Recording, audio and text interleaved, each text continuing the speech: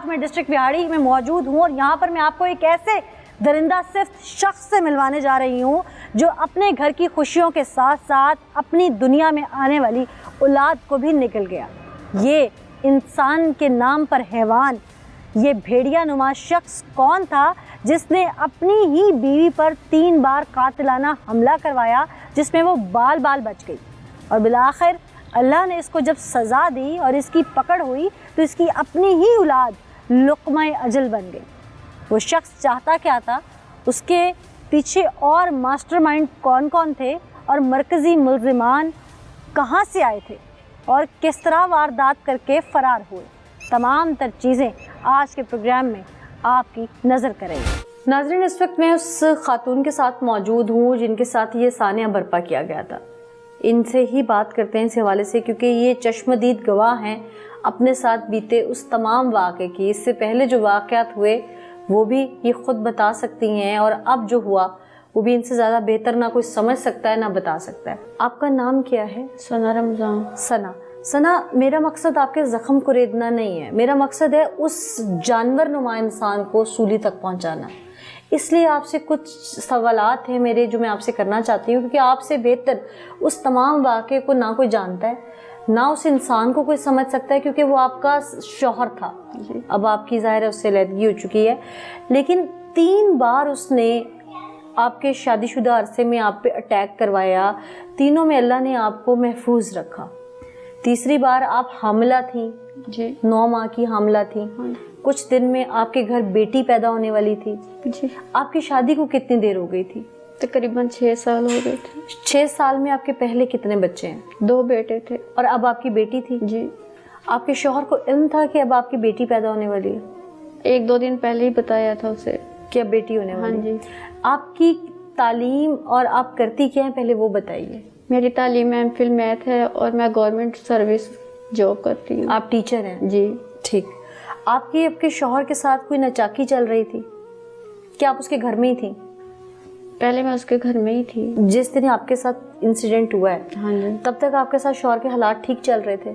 बस कभी कभार हमारी मियाँ बीवी की हो जाती थी, लेकिन नौबत इस हद तक नहीं थी जितनी मतलब ये अब उन्होंने की है ना। आपके शौहर ने पहले भी 2 बार आप पे अटेम्प्ट करवाया जी। क्या दोनों बार आपको इल्म हो गया था कि इसके पीछे इसका हाथ है?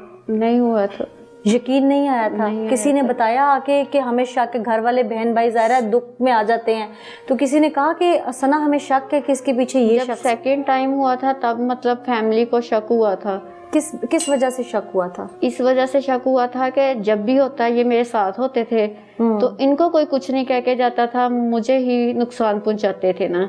अच्छा, पहली बार जो आप पे अटेम्प्ट हुई वो कैसे हुई और कहाँ थी आप? पहली बार जब हुई थी गाड़ी हिट हुई थी, स्कूल जा रहे थे ये। अच्छा। पेट्रोल पंप पे पेट्रोल डलवा रहे थे और मैं साइड पे खड़ी थी। आप उतर के खड़ी हुई थी? हाँ जी। आपको इन्होंने कह के उतारा था? हाँ जी, उन्होंने कहा आप इधर खड़े हो, मैं पेट्रोल डलवा लूँ ना।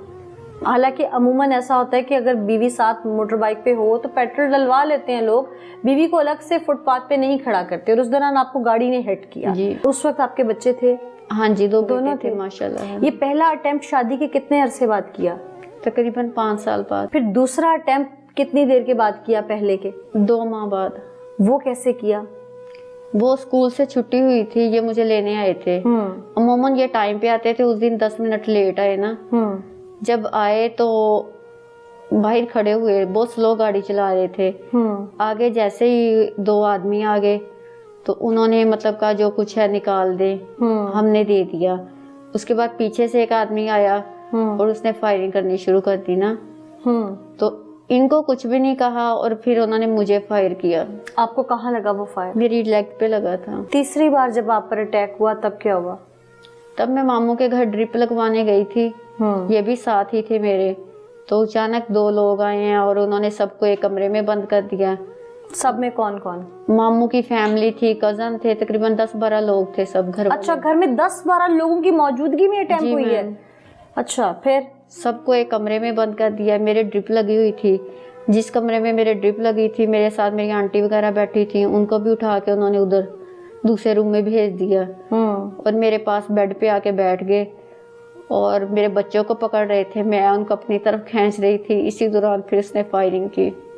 जो डाकू आया था? हाँ जी। आपको उस वक्त फायर आपके गाल पे लगा, चेहरे पे, इधर चेहरे पे लगा। और उस वक्त आपकी 2 या 3 दिन में डिलीवरी होने वाली थी, आप हामला थी जी।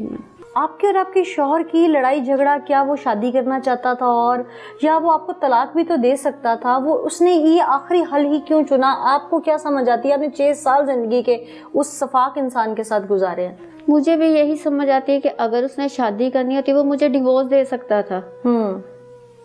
उसके पीछे फिर यही नजर आता है ना कि मैं गवर्नमेंट जॉब करती हूँ, अगर मेरी डेथ होगी तो बेनिफिट उसी को जाना था, बेनिफिशियरी वो था। हाँ जी। सेकंड टाइम ये अटेम्प्ट हुआ था, तब 3 माह की प्रेगनेंसी थी। मैंने मतलब मैं अपना ट्रीटमेंट नहीं करवाया था, ये सोच के कि बच्चे को कुछ हो जाए, कि बच्चे को कुछ हो जाएगा और मैं अल्लाह को क्या जवाब दूंगी कि मैंने अपनी औलाद का अपने हाथों कत्ल किया।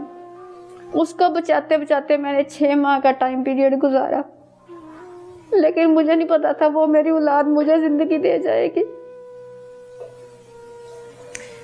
तमाम पुलिस डिपार्टमेंट और हम सब लोग आपके साथ हैं और जहाँ तक बन सकेगा मैं आपकी पुकार बनूंगी। Thank you so much. मैं आप लोगों का सबका शुक्रगुजार हूँ कि आप लोगों ने मेरे एहसास जज्बात को समझा। Thank you so much. नाज़रीन, मेरे पास अल्फाज नहीं हैं कि रिश्तों का तकद्दुस पामाल किया गया। एक औरत की ज़िंदगी में ना बड़े कीमती रिश्ते होते हैं, पहले उसका बाप, फिर भाई, फिर जब शादी हो जाती है तो सब कुछ भूल के वो सबसे ज़्यादा एतबार अपने शौहर पे करती है और वो शख्स जो उसे सुर्ख दुपट्टे में लेके जाता है वो ही उसके कफन का जरिया बन जाए और उसको कत्ल करने के दर पे हो जाए, उसको दिन रात मनोमट्टी के नीचे उतारने के दर पे हो जाए और बाल बाल वो बचती रहे तो उसके एहसासात जज्बात कहाँ तक पहुँच चुके होंगे ये बेहतर समझ सकते हैं। देखने वाले हर वो इंसान समझ सकता है जिसके अंदर ज़रा सी भी इंसानियत बाकी है। उसने ऐसा क्यों किया, उसके पीछे क्या अनासिर थे? वो शख्स लालच में इतना अंधा हो चुका था, पैसे चाहिए थे तो मांग लेता। शायद इस बच्ची के घर वाले इतने साहिब हैसियत थे कि वो इसके सदके और न जाने उसे क्या कुछ दे देते, लेकिन कम से कम अपना रिश्ता, अपना घर और इसकी जान और वो मासूम जिसने दुनिया में आना था उसकी ज़िंदगी गुल ना करता। वो जानवर नुमा इंसान जो कहने को इंसान है, वो कौन है? आइए आपको दिखाएं। हमारे साथ अहले इलाका मौजूद है, उनसे जानते हैं कि असल मामला क्या है। अस्सलाम वालेकुम जी। आप भी जानते होंगे इस शख्स के किरदार को? मैं जानता हूं इनको, बहुत ही गंदा कैरेक्टर था ये आप खुद अंदाजा लगा सकते हैं कि जो अपनी वाइफ पे इतनी दफ़ा अटेम्प्ट करा सकता मर्डर की, कत्ल के अटेम्प्ट करा सकता, वो कितना गलीज इंसान होगा। इसकी पहले भी शिकायतें थी कि अपनी बीवी के ऊपर इनने 2-3 दफ़ा कत्ल करने की कोशिश की, उसको करवाने की कोशिश की है। अब तो ये जिस दिन ये वकूआ हुआ उस दिन हम वहाँ पे मोहल्ले में मौजूद थे, तो इसने अटेम्प्ट करवाई है कत्ल की जोन सी है अपनी वाइफ के ऊपर। उसके बाद वो जोन से बंदे भाग गए हैं, लेकिन पुलिस जोन सी है, मैं उनको दाद देना चाहूँगा कि DPO इसहास खेरा की क़यादत में जो पुलिस पहुंची, मौका पे पहुंची है, उन्होंने कुछ ही लम्हात के बाद मतलब कोई 15 या 20 मिनट हुए होंगे कि हमें इतला ही कि मुजरिम जो हैं वो पकड़े गए हैं। इसके लिए मैं अप्रिशिएट करूँगा DPO इसहास खेरा साहब को, उनकी टीम को, जो बुएवाला थाना मॉडल जो उनकी पुलिस है उनको अप्रिशिएट करूँगा। बिल्कुल अप्रिसिएशन बनती है। ऐसे शख्स के साथ होना क्या चाहिए? ऐसे शख्स को सजाए मौत होनी चाहिए। सजाए मौत होनी चाहिए। मुनव्वर, आप तो मौके पे पहुंचे थे और आपने जर्नलिस्टिक आई से उस वक्त देखा भी था सारा मामला। उस वक्त फौरी तौर पर वारदात ही लग रही थी या पता चल गया था कि ये एक फेक वारदात है और ये अटेम्प्ट है? फौरी तौर पर जो मंजर पे सिचुएशन थी वो क्या थी? मैं आपको बताऊं मैडम, ये जो है ना, ये तनवीर जो इस सना का हस्बैंड है वो बेसिकली बड़ा शातिर माइंड बंदा है। उसने ये जो सारा ड्रामा रचाया वो उसने एक डकैती का रंग देना चाहा उसको। फायर लगने के बाद जब रेस्क्यू 112 के जो एहलकार हैं वो इसको निश्तर लेके जा रहे थे, ये साथ था, उसी एम्बुलेंस में मौजूद था, पैम्पर कर रहा था, उसकी फौरी तौर पर उसकी तबीयत संभालने की कोशिश कर रहा था, मजलूम बना हुआ था और ये शो करवा रहा था कि उसका खैरखा सिर्फ मियाँ ही है, उसके अलावा कोई नहीं है। ये तो जब पुलिस ने इस पे इंटरोगेशन की है, इन्वेस्टिगेशन की है, इसका डाटा जब निकला है तो उसमें जाके बेदकुल है कि असल जो मुलजिम है वो तो ये है कि ये पहले भी 2 बार मारने की कोशिश कर चुका है और इस बार भी इसने अपनी ही बीवी को जो 9 माह की हमला थी उसको मारने की कोशिश की। बिल्कुल, और पुलिस ने इसको बड़े टेक्निकल तरीके से गिरफ्तार किया क्योंकि ये शख्स इतना शातिर था और इतना ड्रामेबाज था कि अगर इसे थोड़ी सी भी भनक पड़ जाती कि ये पुलिस इसे गिरफ्तार करना चाह रही है, तो ये फौरी तौर पर मंजर से गायब हो जाता और फिर इसको ढूंढने में शायद कई दिन लग जाते, कई माह लग जाते अगर ये सूबे से निकल जाता है या कहीं और चला जाता है। क्योंकि जैसे पहले हमें इन्फॉर्मेशन मिली कि इसकी इमीडिएट फैमिली नहीं है, इसके पेरेंट्स बहन भाई नहीं है, ये अपनी किसी सो कॉल्ड खाला के घर रहता था, उन्होंने इसको पाला था और ये उनके इशारों पर चलता था, उन्हीं की बात सुनता था। तो ऐसा शख्स जिसकी कोई बेस ना हो, जिसकी फैमिली ना हो, उसे ढूंढना बहुत मुश्किल हो जाता है। इसकी इमीडिएट फैमिली यही इसकी बीवी बच्चे थे जिनको ये कत्ल करने का मंसूबा बना चुका था।